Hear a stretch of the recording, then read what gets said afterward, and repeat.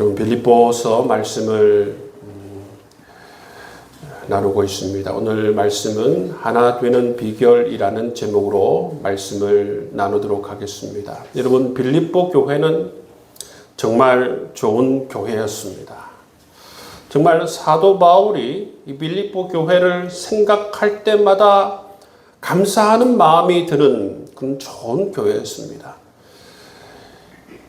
사도 바울이 빌립보 지역에 가서 선교를 하고 이 지역을 개척할 때에 마중물이 되는 사람이 있었습니다.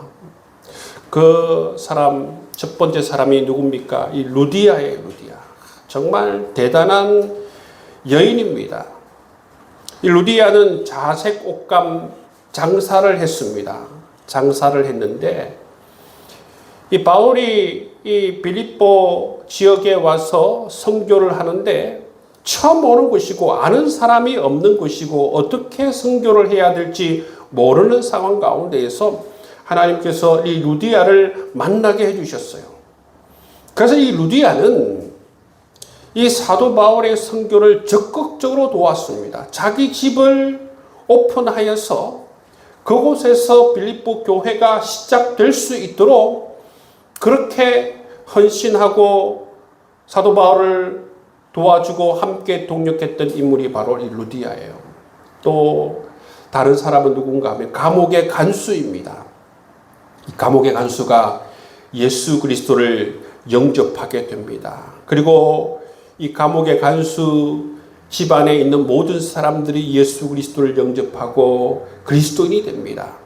그래서 이 집안이 모두가 다 사도 바울을 도왔기 때문에 여러분 빌립보 교회가 초창기에 뿌리가 내리고 또 빌립보 교회가 성장할 수 있는 바탕을 낸 사람이 바로 이 간수입니다.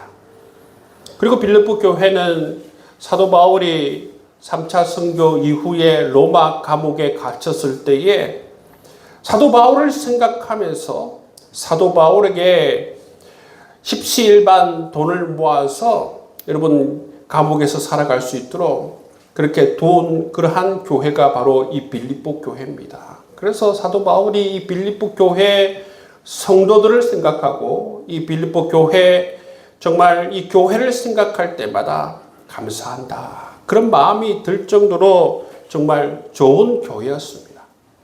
그런데 여러분 빌립보 교회가 이렇게 좋은 교회였음에도 불구하고 문제가 없는 교회는 아니었습니다. 완벽한 교회는 아니었다라는 것입니다. 사도 바울은 이 빌립보 교회를 향해서 뭐라고 말씀합니까? 마음을 같이하여 아무 일에든지 다툼이나 허용으로 하지 말라. 이렇게 말씀해요. 여러분 이렇게 말씀하는 건 이유가 뭡니까? 이미 이 빌립보 교회 안에 다툼이나 허용이 있었다라는 것입니다. 갈등이 있었다는 것을 말씀해 주고 있다는 것입니다. 구체적으로 사도 바울은 두 사람의 이름을 거명합니다. 유오디아와 순두계입니다. 사도 바울은 이 유오디아와 순두계에게 뭐라고 말씀합니까? 주 안에서 같은 마음을 품으라. 여러분 이름을 직접 거명하면서 주 안에서 같은 마음을 품으라 그렇게 권면하는 모습을 볼 수가 있어요. 유오디아와 순두계는 빌립보 교회 안에 초신자가 아닙니다. 빌립보 교회 안에 영향력이 있는 인물입니다. 이 여성 리더십 가운데에서 양대 산맥을 이루는 그러한 인물이었습니다.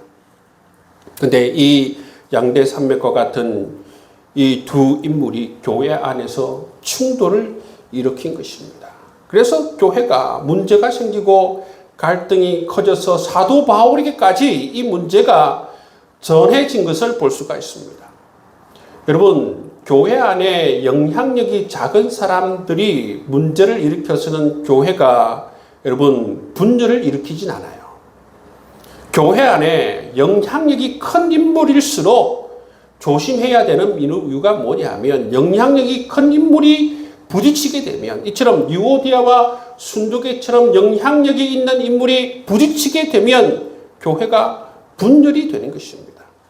그래서 사도 바울은 이처럼 이들이 영향력이 있었기 때문에 직접 이름을 거론하면서 이 분열의 여러분 씨앗을, 여러분 분열의 이 씨를 자르는 모습을 볼 수가 있는 것입니다. 여러분 이처럼 유오디아가 순두개가 빌립보 교회 안에서 싸우고 있어요. 다투고 있다는 것입니다. 여러분 그 이유가 무엇일까요?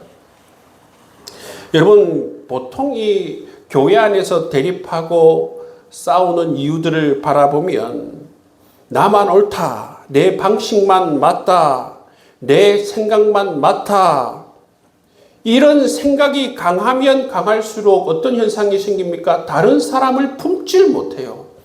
다른 사람의 생각을 용납하지 못합니다. 그렇기 때문에 부딪히는 것이고, 그렇기 때문에 갈등이 증폭되는 것이고, 그렇기 때문에 여러분 협력할 수가 없는 것입니다. 또 교회 안에 특별히 인정 욕구가 많은 사람이 있어요.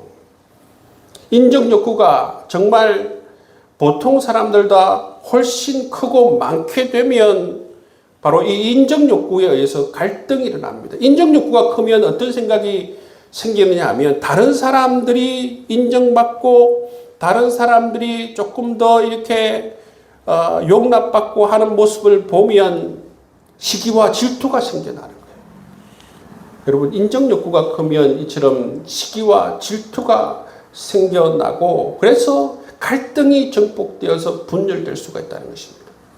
또 하나는 뭐냐 하면 말로 사람들을 상처를 준다는 것입니다. 그래서 여러분 교회 안에서는 말을 조심해야 돼요. 여러분 세상에서 어떻게 말을 할지 모르지만 교회는 주님의 몸과 주님의 지체입니다. 그렇기 때문에 우리는 교회 안에서 말을 조심해야 한다는 것입니다. 여러분 야고보서 3장 6절 말씀에 보면 혀는 곧 불이라고 했습니다. 불은 뭡니까? 여러분 이 불이 나오게 되면 상처를 주게 되는 것입니다. 분열하게 되는 것이에요. 그렇기 때문에 여러분 이 말을 우리가 조심해야 돼요. 말은 이처럼 다른 사람에게 상처를 주게 되고 교회에 갈등을 일으킬 수 있다는 것입니다. 또 하나는 뭐냐면 무엇이 분열을 일으키냐 하면 파벌을 나누는 것입니다. 고린도 교회가 대표적인 교회 아닙니까? 나는 바울파요, 나는 아볼로파요, 나는 게바파요 하니까 그거 파가 뭐가 중요하냐? 파를 없애라. 나는 그리스도파다. 그렇지 않습니까? 그죠? 교회 안에 이처럼 사람이 중심이 되어서 파벌을 나누게 되면 분열이 생겨요. 분열이 생깁니다. 그래서 여러분 우리 교회 안에서는 사람이 중심이 돼서 파벌을 나누는 것을 조심해야 돼요. 여러분 내가 내 중심으로 뭔가를 끌고 나가겠다. 내가 정말 이 머리가 되어서 끌고 나가겠다. 이런 생각을 가지면 반드시 분열이 생긴다는 것을 기억해야 돼요. 성령 하나님께서 역사하시는 곳에는 성령의 사람들이 있는 곳에는 분열이 없어요. 내가 성령의 사람이다. 내가 그리스도의 사람이다. 라고 하는 사람들은 이처럼 겸손히 하나되게 하는데 힘쓰고 분열이 되지 않도록 하는데 힘쓰고 이처럼 나를 중심으로 파벌을 나누는 것을 조심해야 한다는 것입니다. 여러분 교회는 주님의 몸과 지체예요. 교회는 회사가 아닙니다. 교회는 세상의 조직이 아닙니다. 그렇기 때문에 더더욱 우리는 이 교회를 소중하게 여겨야 하고 교회가 하나가 되어서 하나님 나라와 복음과 하나님께서 주신 사명을 잘 감당할 수 있는 그러한 몸과 지체가 될 수 있도록 하나가 될 수 있도록 힘쓸 수 있는 여러분 될 수 있기를 주의 이름으로 축복합니다. 아멘. 유오디아와 순두개가 대립하고 갈등을 일으키고 분열한 이유도 바로 여기에 있는 것입니다. 빌립보서 2장 말씀을 통해서 사도 바울은 이렇게 분열하고 있는 갈등하고 대립하고 있는 이 빌립보 교회를 향해서 해결책을 제시하고 있어요. 사도 바울이 제시하고 있는 첫 번째 해결책이 뭐냐 하면 우리가 받은 은혜대로 행하라는 것입니다. 우리가 받은 은혜대로 행하라. 우리가 하나님께 어떤 은혜를 받았는지를 생각해 보라는 것입니다. 하나님께서 나에게 베풀어 주신 그 은혜와 사랑을 생각해 보라는 것입니다.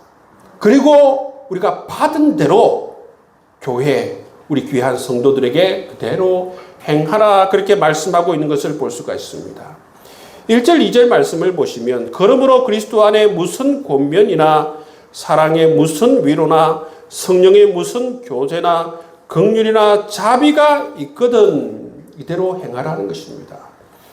이것을 좀 쉽게 풀이하자면 여러분들이 그리스도를 믿음으로 말미암아 위로를 받고 있습니까? 위로를 받은 대로 행하십시오. 성령 하나님과 교제가 있습니까? 성령 하나님께서 하나 되게 하시는 역사를 경험한 적이 있습니까? 그대로 행하십시오. 성령 하나님으로부터 위로와 이러한 하나 되는 귀한 역사를 경험한 사람이라면 그대로 행하라.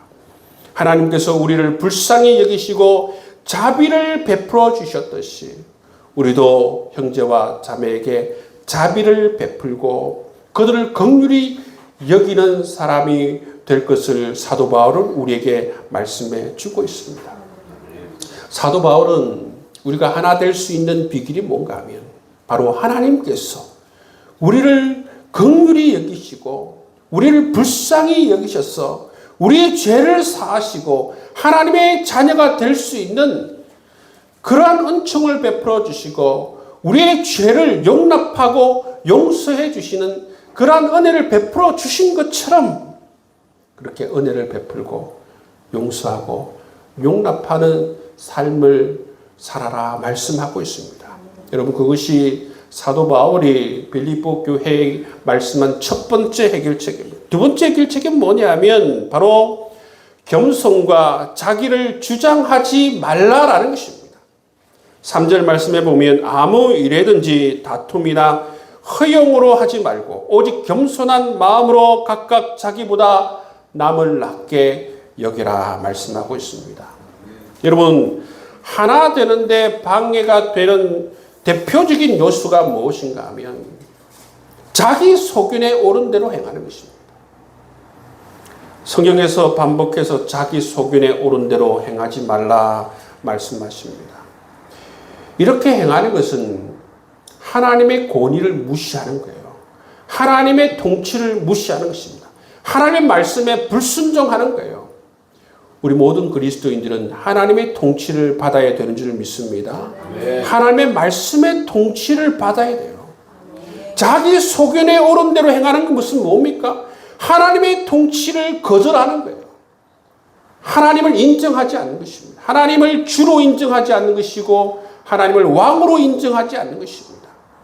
자기 자신이 자기 삶의 중심이 되는 것을 이야기하고 있다는 것입니다.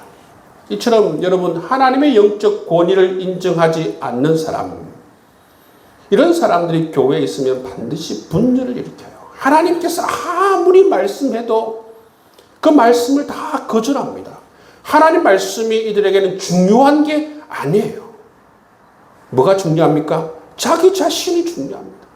자기 자신의 생각과 감정과 자기 자신의 자존심과 이런 것이 중요하지 하나님이 중요한 게 아닙니다. 하나님의 말씀이 중요한 게 아니에요.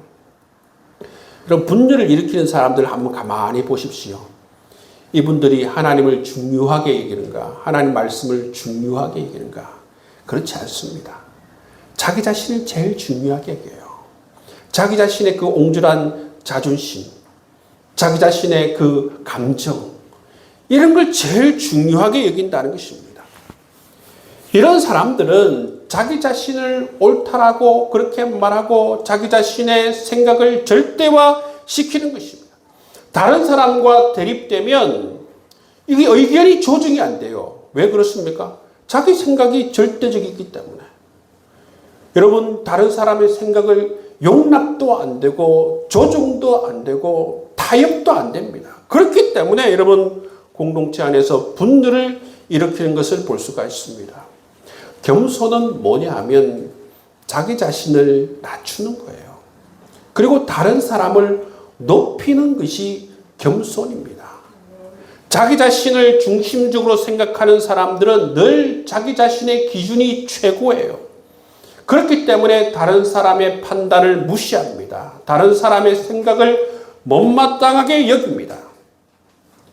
이런 교만은 반드시 타인과의 관계를 깨뜨리고 공동체에 분열을 온다는 사실을 기억해야 한다는 것입니다. 그렇기 때문에 여러분, 우리 자신을 날마다 죽여야 합니다. 사도 바울이 이야기하지 않습니까? 나는 날마다 죽노라. 우리 자신의 주장을 꺾어야 하는 것입니다. 하나님의 말씀과 우리의 주장이 싸우면 누가 이기겠습니까? 하나님 말씀이 이기게 하는 것입니다. 하나님 말씀에 의해서 여러분 우리 주장이 꺾이는 그런 놀라운 성령의 역사를 경험해야 되는 줄 믿습니다. 여러분 그럴 때에 공동체가 하나가 될 수 있습니다. 더욱더 강력한 공동체가 될 수가 있습니다.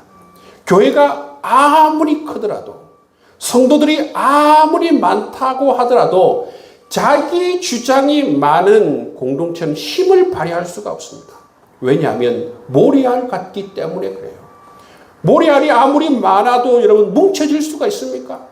뭉쳐질 수가 없습니다. 뭉쳐질 수가 없기 때문에 여러분 하나 될 수가 없기 때문에 어떠한 힘과 영향력도 발휘할 수가 없어요.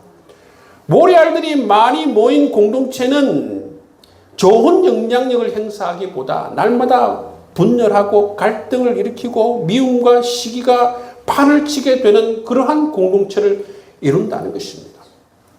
어떨 때 하나가 될 수 있습니까?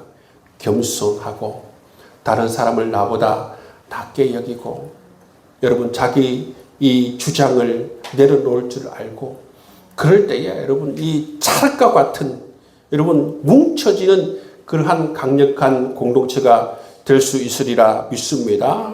여러분 이처럼 사도 바울은 우리에게 하나 되는 비결을 말씀해 주고 있습니다. 겸손하라 말씀하고 있습니다.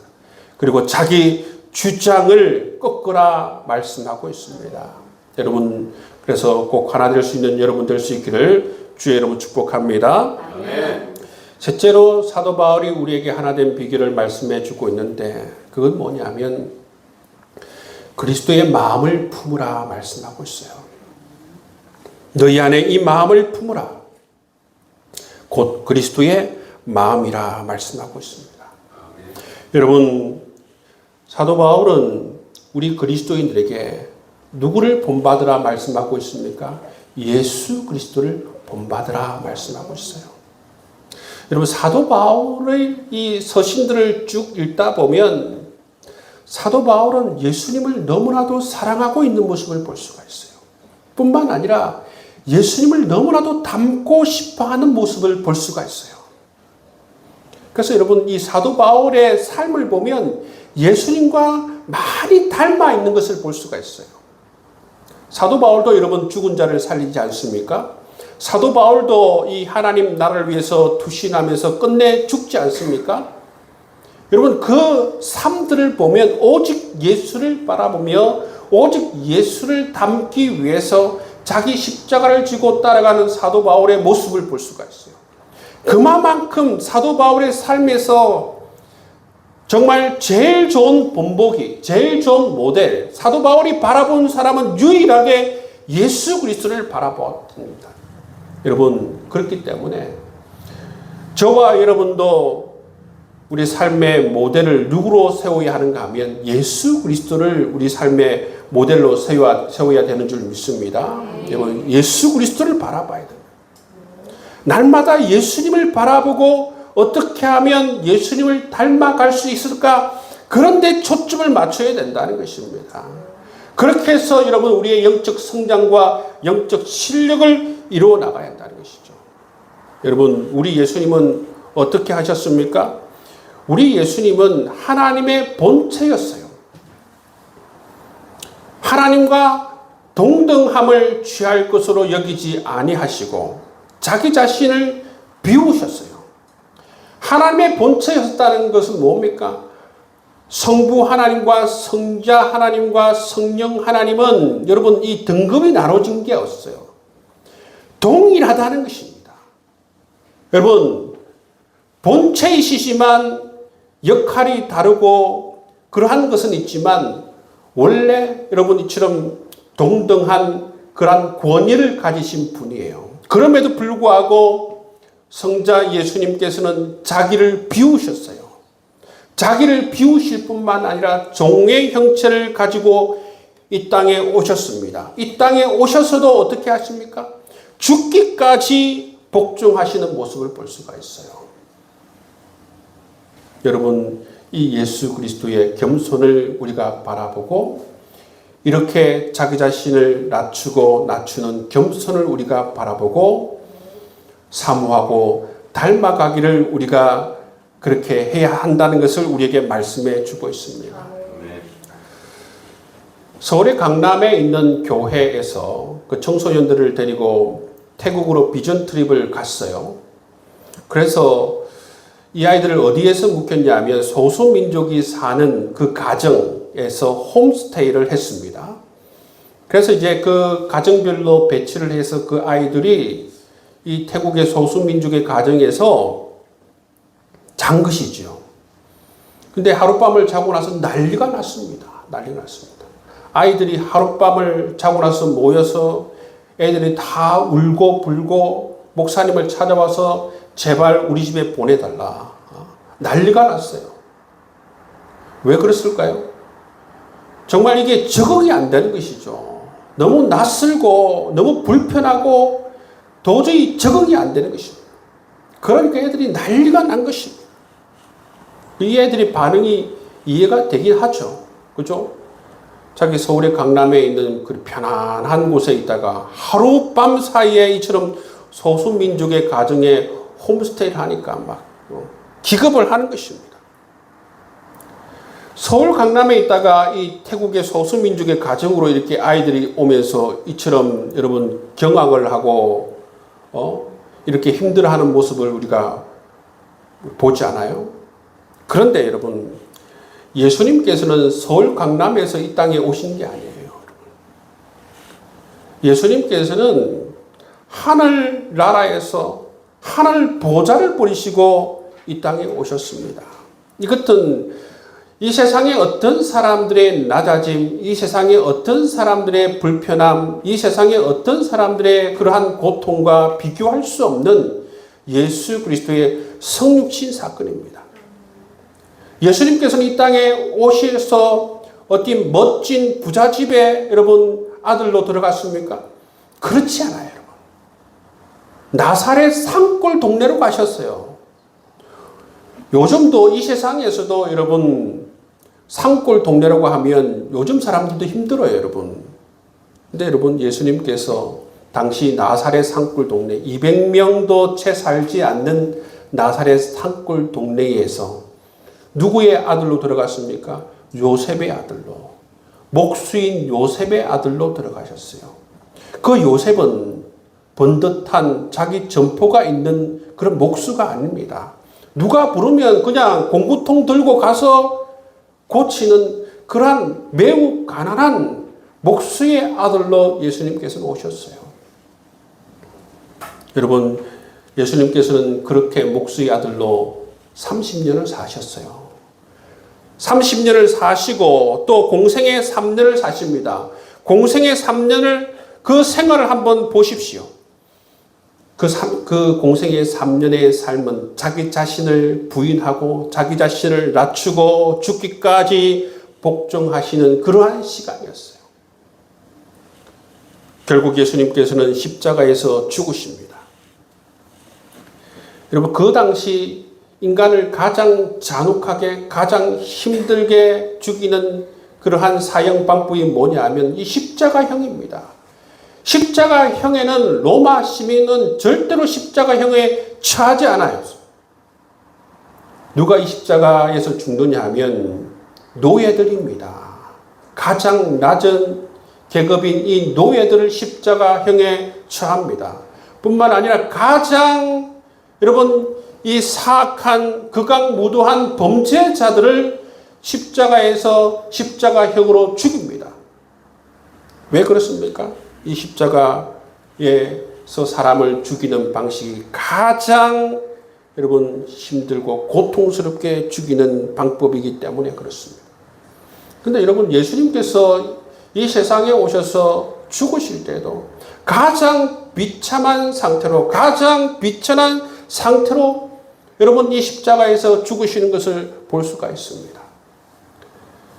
그렇기 때문에 여러분 예수님의 이 겸손이라고 하는 것은 인간의 말로 설명할 수도 없고 형언할 수도 없고 여러분 그 무엇과도 비교할 수 없는 그러한 겸손이라는 사실을 우리는 똑똑히 기억해야 하는 것입니다. 제가 이 말씀을 준비하면서 제가 제 친구 목사한테 이 말씀을 묵상하고 나서 이 예수님의 겸손은 사람의 겸손과 다른데 이 하늘 보좌를 버리시고 이 땅에 내려오셔서 십자가에 죽으신 이 겸손, 이것을 어떻게 내가 표현할 수 있을까? 어떻게 표현하면 성도님들이 정말 이 겸손은 정말로 우리가 상상할 수 없는 겸손이고 비교할 수 없는 겸손인지 조금 느끼게 할 수 있을까? 그런 것을 함께 나눈 시간들을 있었습니다. 여러분, 제가 무엇이라고 여러분 이 겸손을 설명하고 이 겸손을 이야기해야 여러분 정말 이 겸손이 정말 우리가 상상할 수 없는 겸손이구나 라는 것을 여러분 깨달을 수 있을까요? 제 표현력이 이거밖에 안 됐어요. 여러분 이 정도밖에 설명할 수 없지만 여러분 성부 하나님과 본체가 동일하시고 성부 하나님과 똑같은 권위를 가지고 계신 예수님께서 하늘 보좌를 버리시고 종의 형체를 가지시고 이 땅에서 오셔서 요셉의 아들로 30년 동안 사는 것도 여러분 엄청난 말로 할 수 없는 일인데 여러분 우리를 화목케 하시고 우리의 죄를 사하기 위해서 극악무도한 그러한 사람들만 죽는 십자가에서 죽으셨다는 사실. 그럼 그것을 무엇으로 설명할 수 있습니까? 예수님의 이 겸손을 여러분 바라볼 수 있는 여러분 될 수 있기를 바랍니다. 사도 바울은 우리가 정말 하나가 될 수 있는 이런 예수 그리스도의 겸손을 바라보라. 우리가 신앙의 연수가 쌓일 때마다 그리스도를 닮아가야 합니다. 신앙의 연수가 쌓일 때마다 장로님 정말 겸손하시다. 저 권사님 참 겸손하시다. 저 집사님 정말 예수님을 닮으셨다. 이런 말을 꼭 들을 수 있는 여러분 될 수 있기를 주님의 이름으로 축복합니다. 아멘. 교회가 하나 되기 위해서는 어떤 프로그램이 필요한 것도 아니고 어떤 제도가 필요한 것도 아니에요. 사도 바울은 우리에게 교회가 하나 되기 위해서 정말 필요한 것은 예수의 마음이라고 우리에게 가르치고 있습니다. 여러분 예수의 마음을 이 마음을 품을 수 있는 저와 여러분 될 수 있기를 주의 이름으로 축복합니다. 그 마음은 자기를 비우고 자기를 낮추고 정말 죽기까지 섬기는 마음인 것입니다. 이 귀한 마음을 다 사모하고 이 귀한 마음 가질 수 있기를 바랍니다. 교회가 이렇게 하나가 될 때에 어떤 역사가 일어나느냐 하면 교회가 이렇게 하나가 될 때에 복음의 열매가 맺히는 것입니다. 세상을 향해서 강력한 영향력을 행사할 수가 있는 것입니다. 반대로 교회가 분열되고 싸우면 여러분 하나님이 손가락질을 당해요. 세상을 향해서 하나님의 손가락질을 당하는 것입니다. 여러분 우리가 그렇기 때문에 주의 말씀대로 정말 그리스도의 마음을 품고 겸손하고 자기 자신을 주장하지 않고 파벌을 나누지 않고 그리스도의 마음을 품어서 하나 되는 일에 힘쓸 수 있는 여러분 될 수 있기를 바랍니다. 그럴 때에 우리 사명을 감당할 수 있어요. 세상의 소금과 빛이 될 수 있다는 것입니다. 여러분, 요즘 세상 가운데에서 여러분 교회를 손가락질하는 사람들이 얼마나 많습니까? 여러분, 그것이 다 우리의 잘못 때문에 그렇습니다. 우리의 죄 때문에 그래요. 여러분, 우리가 정말 겸손히 주님을 따르고 주님을 본받아서 정말 온전한 세상의 빛과 소금이 될 수 있는 우리 필그림 교회 될 수 있기를 주님의 이름으로 축복합니다. 교회가 하나 되지 못하는 이유, 유오디아와 순두계 같은 인물들이 나오는 이유가 무엇입니까? 교만하기 때문에 그래요. 자기 자신을 주장하기 때문에요. 과도한 인정욕 때문에 그렇습니다. 용서하지 못하는 마음, 말을 함부로 하는 마음, 파벌을 나눈 이러한 문제들이 교회 안에 있기 때문에 교회가 분열되는 것입니다. 교회가 분열된 것은 사단의 역사에 분명합니다, 여러분. 성령의 역사가 있는 곳에는 분열이 없어요. 성령 하나님께서 하시는 일이 뭡니까? 성령 하나님께서 하시는 하나가 되게 하시는 것입니다. 성부, 성자, 성령 하나님, 성부, 성자, 성령 하나님께서 그 존재하는 방식이 매우 매우 특이합니다.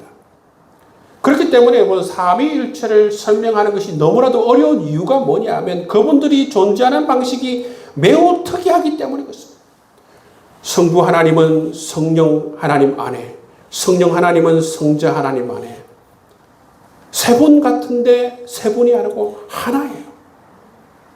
정말 서로가 서로를 사랑하고 서로가 서로를 존중하고 서로가 서로를 겸손히 섬기는 방식으로 존재하는 것을 우리가 볼 수가 있어요.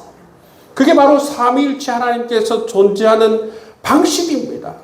그렇기 때문에 여러분 성령의 역사가 있는 곳에, 여러분 성령 하나님께서 역사가 있는 곳에는 반드시 하나가 되는 귀한 은혜의 역사가 있는 줄을 믿습니다.